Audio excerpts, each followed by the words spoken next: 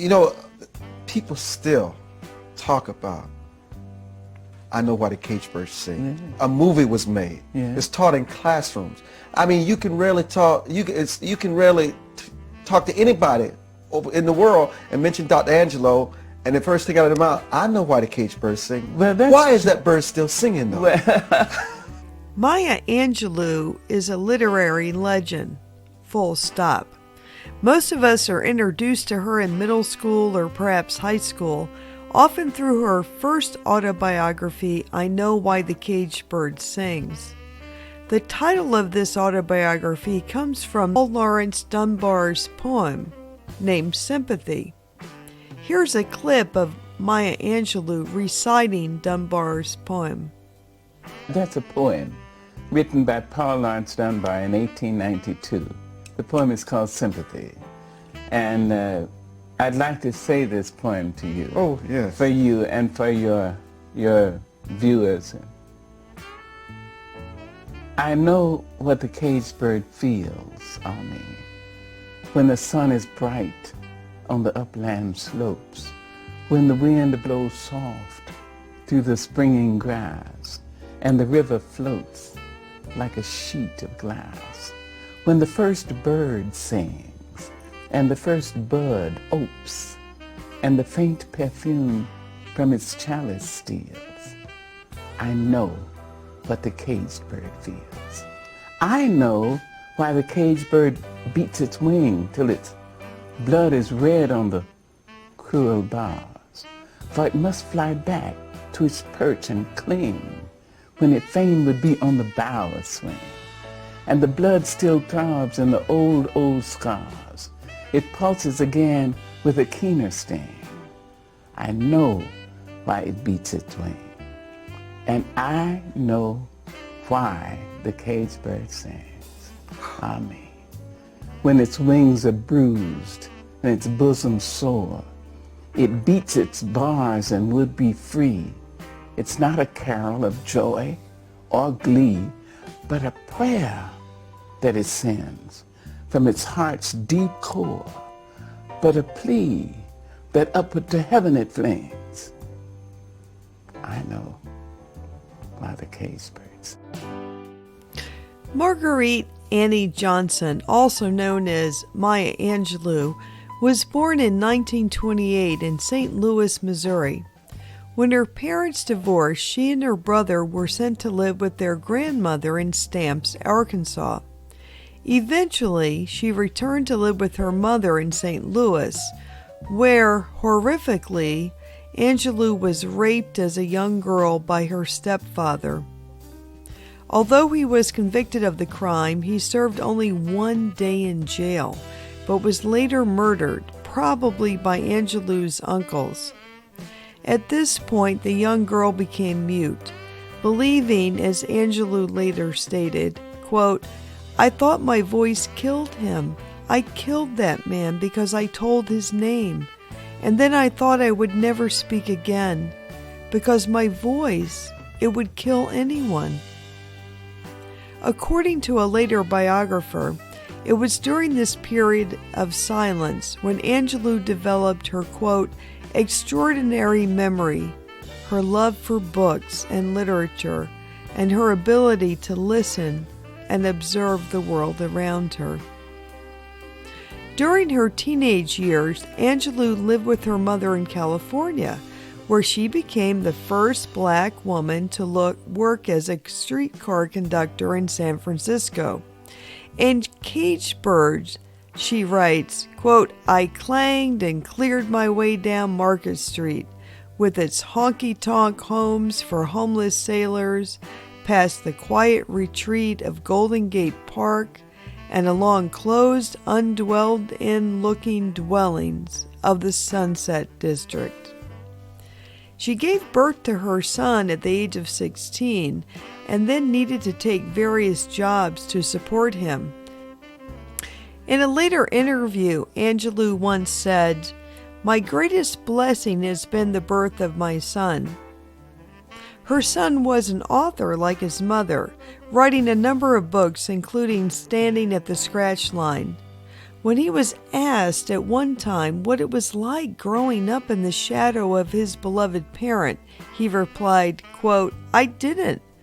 I grew up in her light. Sometimes I wasn't worthy of it, but it's always been an experience that expanded me." Eventually, Angelou moved to New York City, where she was affiliated with the Harlem Writers Guild and worked for Martin Luther King Jr.'s civil rights organization. Angelou published her first autobiography, I Know Why the Caged Bird Sings, to critical acclaim. She went on to be a very prolific writer and also performed in films and on Broadway. In addition to her autobiographical writing, Angelou became celebrated for her poetry. Her works such as Just Give Me a Cold Drink of Water 'Fore I Die, which was published in 1973 and was nominated for a Pulitzer Prize, and Still I Rise, which appeared in 1986, explore personal agency, the strength of women, spirituality, and even romantic love. She also wrote children's books, including the Maya's World series, and cookbooks that combine personal recipes with reflections on her relationships to food and cooking. Angelou was a gifted orator and a lecturer and served as the Reynolds Professor of American Studies at Wake Forest University in North Carolina. I mean, can you imagine taking a creative writing course with Maya Angelou? Over her lifetime, she received 50 honorary degrees, the National Medal of Arts, and the Presidential Medal of Freedom, which is the highest civilian honor in the United States. Angelou died on May 28, 2014 in Winston-Salem, North Carolina. And in 2022, her image appeared on the first coin in the U.S. Mint's American Women Quarters program.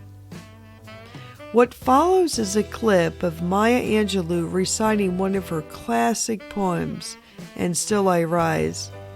What a treat it is to be able to listen to her and watch her as she recites her own poetry. Everyone in the world has gone to bed one night or another with fear or pain or loss or disappointment, and yet each of us has awakened, arisen, somehow made our ablution, seen other human beings, and said, "Morning, how are you? Fine, thanks, and you?" It's amazing. Wherever that abides in the human being, there is the nobleness of the human spirit. Despite it all, black and white, Asian, Spanish, Native American, pretty, plain, thin, fat,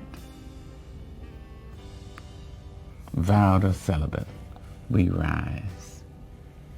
You may write me down in history with your bitter, twisted lies. You may trod me in the very dirt, but still like dust, I'll rise. Does my sassiness upset you? Why are you beset with gloom just 'cause I walk as if I have oil wells pumping in my living room? Just like suns and like moons, with the certainty of tides, just like hope springing high, still I rise. Did you want to see me broken? Bowed head and lowered eyes, shoulders falling down like teardrops, weakened by my soulful cries. Does my sassiness upset you?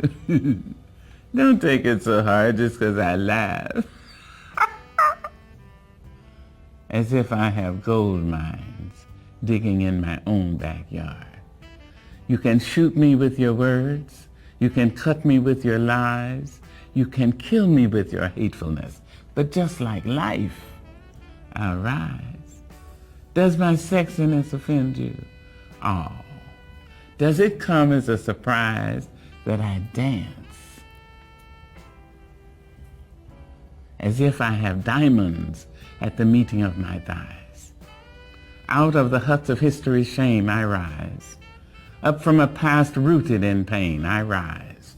A black ocean leaping and wide, welling and swelling, I bear in the tide. leaving behind nights of terror and fear, I rise. Into a daybreak miraculously clear, I rise, bringing the gifts that my ancestors gave. I am the hope and the dream of the slave. And so, naturally,